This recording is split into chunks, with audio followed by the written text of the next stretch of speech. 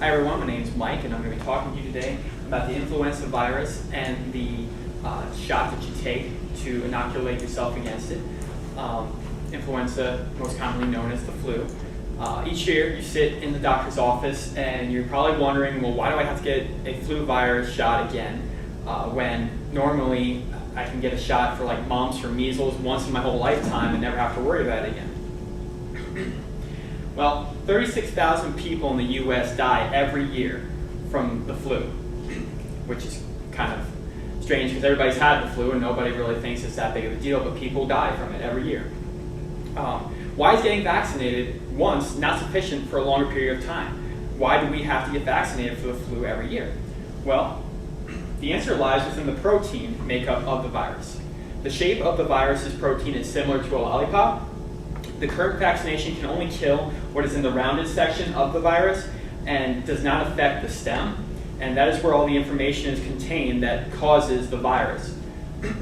The stem portion is what enables the virus to attack a person's cells within their immune system. Each year, the influenza virus can change slightly, making the vaccine used in previous years prior ineffective. Researchers have not been able to develop one vaccine that can get to the stem of the protein and eliminate the entire virus. Every year, researchers need to be able to predict what type of virus strain they might be looking at for that coming year and what might cause the influenza virus. As you can see in the cartoon for our viewers at home, this says, but it's a bunch of doctors throwing hypodermic needles at a dartboard saying, I hate it when we're not sure we're inoculating against the right strain of flu virus. So that just illustrates how much of a shot in the dark it can be each year when they're trying to predict what kind of virus they're up against. As we speak, many steps are being taken toward creating a more long-term solution for the influenza virus, but until then, doctors will have to predict each year what they will be needing to vaccinate against.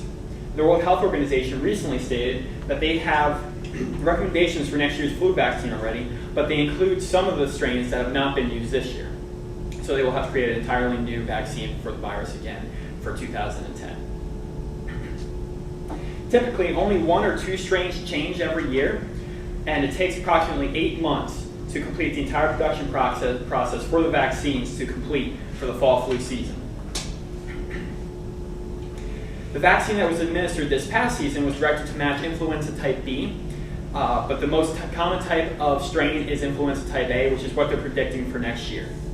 Until more research and studies are conducted regarding a lifelong vaccine, we're just going to have to deal with having to get a flu shot every year and knowing that the time and effort that it takes really does save lives. Thank you.